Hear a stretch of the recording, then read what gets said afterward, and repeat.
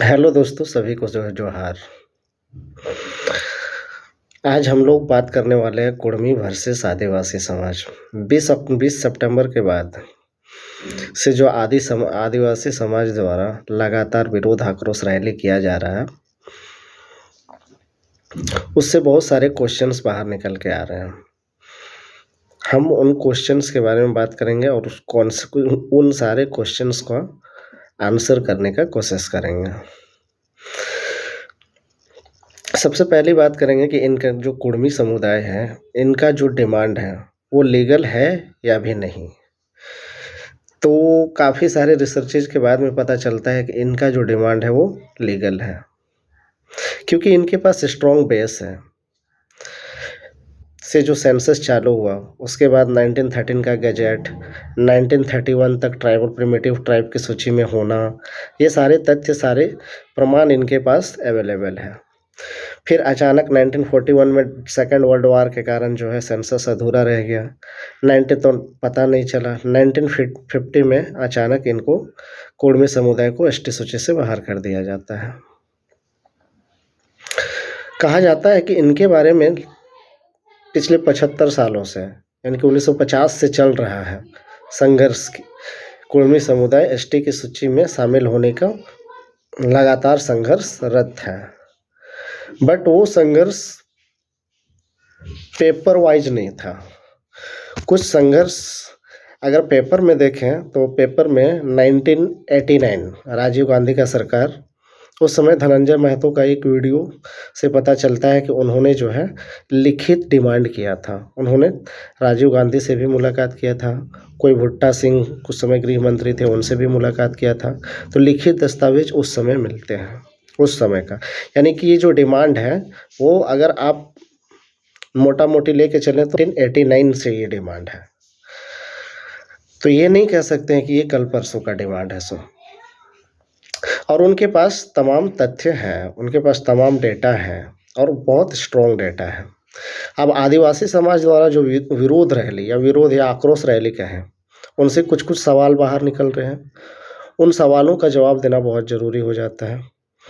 कुछ आदिवासी भाइयों का कहना है कि कुड़मी समुदाय अगर एसटी में शामिल हो जाएगा तो आदिवासी का ज़मीन खतरे में आ जाएगा, आदिवासी का रिजर्वेशन खतरे में आ जाएगा। तमाम चीज़ें जो आदिवासियों को बेनिफिट्स मिलती हैं वो सारी चीज़ें खतरे में आ जाएंगी। क्या ये सही बात है? तो आप इधर उधर सोच के देखेंगे तो पता चलेगा नहीं।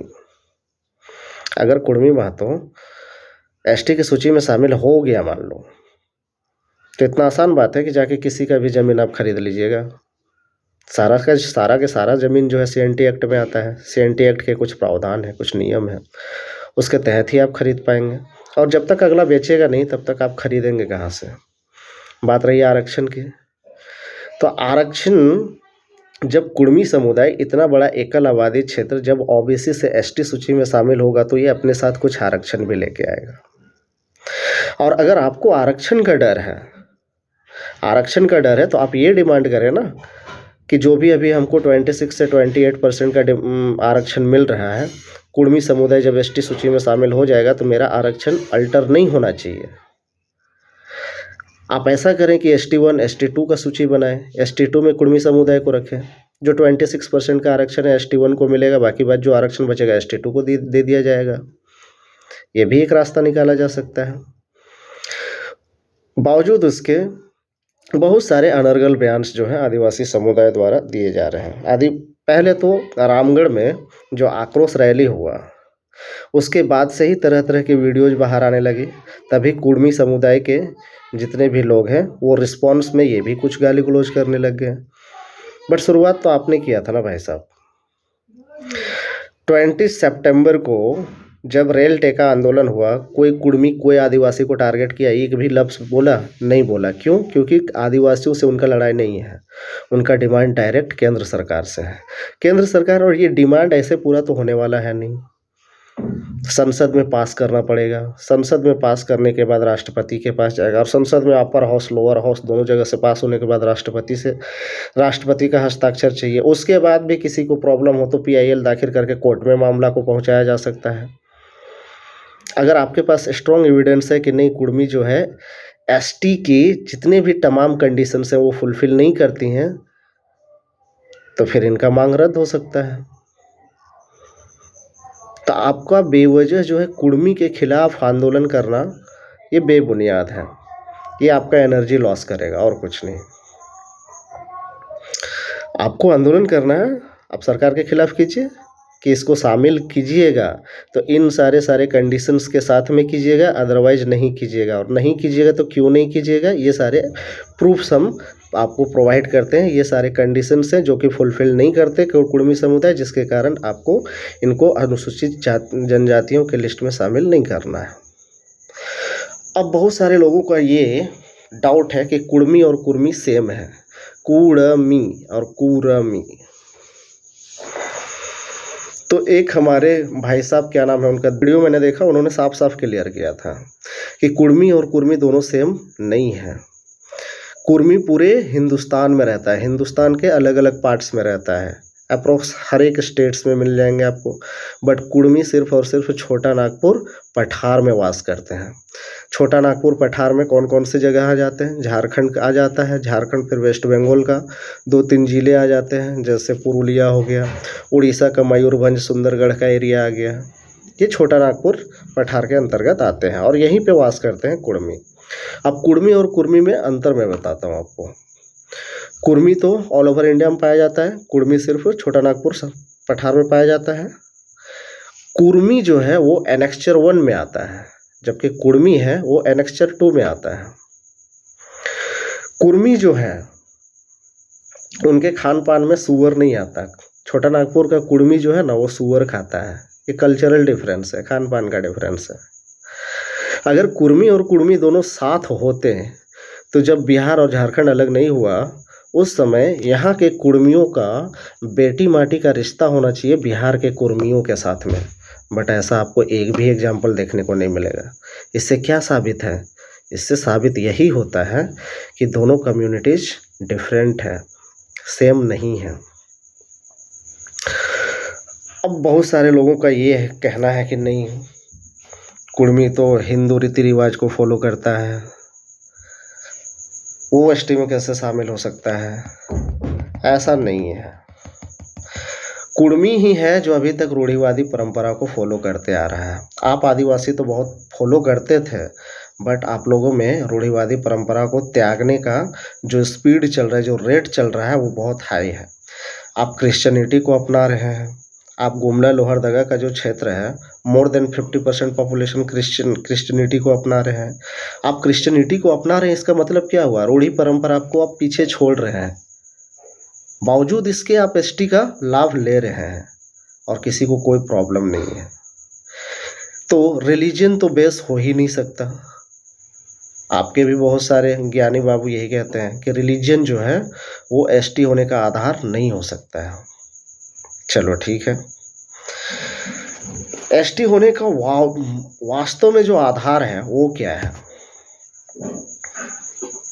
वो अंग्रेजों के टाइम के बनाए हुए जो प्रिमिटिव ट्राइबल्स के लिस्ट हैं, उन्हीं के बेस पे जो है, क्या 1950 में कोई कमेटी का गठन हुआ था? कोई कमेटी का गठन हुआ कि सर्वे हुआ कि देखो कौन कौन से जातियां जो हैं इस लिस्ट में आने योग्य हैं, नहीं है? वो तो जो सरकार द्वारा जो गैजेट में जिन जो जातियों का जिक्र था वही जातियां आई। बाद में उनको ऐड भी किया गया, बहुत सारी जातियां बाद में ऐड की गई। 1913 के गैजेट में 13 जनजातियां मिलती हैं, इंक्लूडिंग कुर्मी। अगर उसको हटा दे तो 12 जनजातियां। अभी फिलहाल झारखंड में 33 जनजातियां शेड्यूल्ड हैं। तो बाद में ऐड हुआ ना, बहुत सारी जनजातियां बाद में ऐड हुई हैं। अब बहुत सारे लोगों का आप में से कहना है, हमारे जितने भी कुर्मी समुदाय के जो सामाजिक नेता हैं उनके द्वारा तमाम वक्तव्य दे दिया गया है कि इससे आपको किसी प्रकार का कोई नुकसान नहीं होने वाला है। बावजूद इसके आप लोग को संतुष्टि नहीं है कि नहीं, ये हमारे आरक्षण के लिए कर रहा है, कुर्मी लालची है। अरे भैया, कुर्मी लालची होता तो ये भी जाके अभी किसी गिरजाघर का घंटा बजाता, फ्री का मेडिकल, फ्री का एजुकेशन, इकोनॉमिक सपोर्ट वगैरह वगैरह ये भी लेता। बट किसी भी कुर्मी को आपने देखा कि वो क्रिश्चियनिटी को अपनाया? नहीं। इसका मतलब लालच नहीं है, लालची नहीं है कुर्मी। अपना हक अधिकार का 1000 बार सामाजिक नेताओं ने ये कहा है कि ये आइडेंटिफिकेशन का लड़ाई है, आइडेंटिटी का लड़ाई है। आप लोग ज़बरदस्ती कहते हैं नहीं, आरक्षण का लड़ाई है। आरक्षण के लिए ये सब किया जा रहा है। किसी भी नेता के द्वारा आप ये नहीं सुने होंगे कि ये आरक्षण की लड़ाई है। सिर्फ आदिवासियों, जो अभी शेड्यूल्ड आदिवासी हैं, उनके कुछ सामाजिक नेता हैं, उनके द्वारा कहा जाता है कि ये आरक्षण की लड़ाई है। नहीं, आरक्षण के लिए आप लड़ रहे हैं, हम तो अपनी पहचान के लिए लड़ रहे हैं। तो ये सब होने के बावजूद भी दोनों पक्षों से ये कोशिश होना चाहिए कि आदिवासी, कुर्मी, आदिवासी और गैर आदिवासी दोनों के बीच में समन्वय स्थापित रहे। और मैं कुछ कहना चाहूँगा, जैसे हमारे कुछ सामाजिक नेताओं ने कहा कि जैसे ही कुर्मी, अभी हमारा जैसे ही कुर्मी एसटी की सूची में इंक्लूड हो जाता है तो हम जो है 5th शेड्यूल से 6th शेड्यूल में चले जाएंगे। कोई एक ठो अच्छे जानकार, क्या नाम है उनका हमको नहीं मालूम, वो बता रहे थे कि 6th शेड्यूल में जाने से क्या होगा। तो 6th शेड्यूल में जाने से जो यहाँ के वन संपदा, संसाधन, जल, जंगल, जमीन, इसको कोई भी कंपनी या सरकार अपने मन से मनमर्जी तरीके से नहीं ले सकती है। ये कुछ होता है। तो एक भैया बोल रहे थे कि नागालैंड में तो 100% जनजाति है, फिर वो 6th शेड्यूल में शामिल क्यों नहीं है? बहुत अच्छा क्वेश्चन, सोचने वाली बात है। तो इसका मैंने रिसर्च किया तो पता चला कि 371 आर्टिकल के तहत उनका जो ज़मीन है ऑलरेडी प्रिजर्व है, तो उनको 6th शेड्यूल में जाने का ज़रूरत नहीं है। अभी झारखंड जो है वो 5th शेड्यूल में है। अब 5th शेड्यूल में आने का क्या कंडीशन था? 5th शेड्यूल में आने का कंडीशन यही है कि आपका मोर देन 50% जनसंख्या, पॉपुलेशन जो है वो ट्राइबल होना चाहिए। तो जब झारखंड अलग हो रहा था 1990 में, जो लाली कमीशन का रिपोर्ट आया, कोई भी राज्य जब अलग होता है ना दोस्त, तो ऐसे ही अलग नहीं कर दिया जाता। एक कमेटी बैठाया जाता है गृह मंत्रालय के द्वारा। उस कमेटी को ये काम सौंपा जाता है कि जाइए आप जाके वहाँ पास पता लगाइए, सर्वेक्षण कीजिए कि किस आधार पे उस राज्य को अलग किया जाए। तो यहाँ पास आदिवासी राज्य के रूप में जब झारखंड को अलग किया गया है, तो आदिवासी राज्य के रूप में तभी अलग कर सकते हैं जब मोर देन 50% पॉपुलेशन आदिवासियों का हो।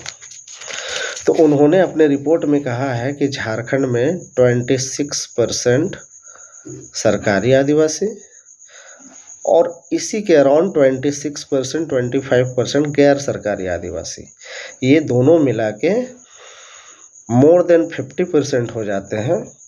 इसी के बेस पे झारखंड को ट्राइबल स्टेट के रूप में अलग किया गया और 5th शेड्यूल में डाला गया है इसको। तो इसका मतलब क्या हुआ? 1990 में ये रिपोर्ट गया,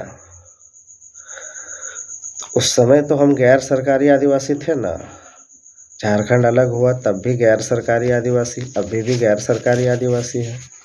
तो हम चाहते क्या हैं? सरकारी होना चाहते हैं, शेड्यूल्ड होना चाहते हैं। इससे आपके आरक्षण को किसी प्रकार का डिस्टर्ब नहीं होगा। हमने तो आपको बताया पहले ही कि आपका डिमांड जो है, अगर आरक्षण से रिलेटेड है तो आप ये डिमांड करें कि आरक्षण जो हमको अभी मिल रहा है, कुर्मी को एसटी में शामिल करो, जैसे भी करोगे, लेकिन मेरा जो आरक्षण है वो डिस्टर्ब नहीं होना चाहिए। इसके लिए ST1, ST2 की सूची बनाओ। ST1 में जो अभी 33 कम्युनिटीज या फिर ट्राइबल्स आते हैं उनको रखो, ST2 में कुर्मी को रख दो। ST1 में जो 26% रिजर्वेशन है उसके बाद कुछ बचेगा तो ST2 को दिया जाएगा। ऑप्शन है आपके पास, आप ऐसा आपको नहीं करना है, आप मांग कर सकते हैं। तो इस तरह के कुर्मियों के खिलाफ अनर्गल बयानबाजी छोड़े सर, क्योंकि जितना भी बयानबाजी करेंगे ना वो आप ही पे भारी पड़ेगा। अगर बाई दी वे मान लेते हैं, बाई दी वे अगर कुर्मी शामिल नहीं होता है एसटी सूची में, इसमें सबसे ज़्यादा नुकसान अभी के सरकारी आदिवासियों का है। कैसे?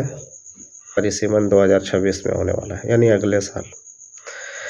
परिसीमन में आपके 5 से 6 जिले आपके हाथ से जाने वाले हैं। कितना एमएलए का सीट जाने वाला है, जो रिजर्व्ड है ना वो भी जाने वाला है। मेंबर ऑफ पार्लियामेंट के भी कुछ सीट्स जाएंगे आपके हाथ से। जिस आरक्षण की बात कर रहे हो ना, वो आरक्षण नहीं रहने वाला आपके पास 2026 तक। हाँ, ये आपके पास हो सकता है अगर यदि कुर्मी शामिल हो जाए एसटी सूची में तो, क्योंकि तब भी तो यहाँ पास एसटी का जनसंख्या ज़्यादा हो जाएगा ना, हम शामिल हो जाएंगे तो। और अगर हम अभी शामिल नहीं हैं तो आपने अपना डेमोग्राफी खुद ही खराब कर लिया है, बाहरी लोगों को ज़मीन बेच बेच के। आज यूपी बिहार के लोग जितने भी हैं, कितने परसेंट लोग कुर्मियों के ज़मीन में वास करते हैं? कुर्मी के ज़मीन में वही वास करता है जो कंपनी के द्वारा से लिया गया है। CCL, BCCL वगैरह वगैरह कंपनी जो है कुर्मियों से ज़मीन लिया और उसके ज़मीन में बाहरी लोग रह रहे हैं। लेकिन बाहरी लोग जो ज़मीन खरीद के रह रहे हैं, वो किन के ज़मीनों को खरीदा है? मोर देन 90% अभी के सरकारी आदिवासियों का ज़मीन खरीद के वो लोग रह रहे हैं। आपने अपना डेमोग्राफी खूब चेंज किया है। और इस तरह का जो भी नया नया नेत्री वेत्री है वो सबको आप बोलिए, इस तरह का अनर्गल बयानबाजी ना करें। जवाब देना सब कोई जानता है, बट जवाब देना नहीं चाहता कोई। क्यों अपना मुंह खराब करें? अब आपके कुछ यूट्यूबर्स हैं, कुछ वीडियोज बनाने वाले हैं, वो थोड़ा बहुत, कोई भी कुर्मी नेता अगर कोई बयानबाजी करता है या बयान देता है तो थोड़ा बहुत जो मिस्टेक्स निकलता है, उस मिस्टेक्स के रिस्पॉन्स में वो वीडियो बनाते हैं और उसको करेक्ट करते हैं। तो ऐसा अगर वीडियो हम लोग बनाना चाहें तो हज़ारों वीडियो बन जाएंगे, क्योंकि मिस्टेक्स किसके वक्तव्य में नहीं होता है। वो मिस्टेक को आप समझिए, आप मूल कारण को समझिए, वो कहना क्या चाह रहा है,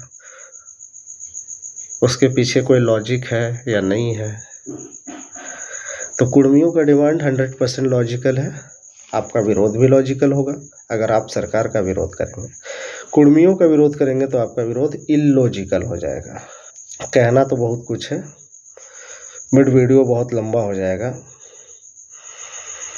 अगर कुछ ऐसे तो मैं हिस्ट्री बैकग्राउंड का स्टूडेंट था नहीं, मतलब हिस्ट्री बैकग्राउंड मेरा नहीं रहा है, तो कुछ डेटा वगैरह में मिस्टेक हो सकता है, उसे आप कमेंट करके करेक्ट कर सकते हो। ठीक है भाइयों, थैंक यू। जोहार, जमे जोहार रहेगा सबको। सब एंजॉय कीजिए, मस्त रहिए, एक साथ बना के सदाचार सद्भावना के साथ रहें। इस तरह का अनर्गल बयानबाजी दोनों तरफ से रोका जाए। ठीक है, दोनों लड़ेंगे हम लोग, कोर्ट में लड़ेंगे, अरे जिसके पक्ष में फैसला आ जाए। ठीक है, इन्हीं सारी बातों के साथ अपने वक्तव्य को विराम देते हैं। Thank you. जोहार।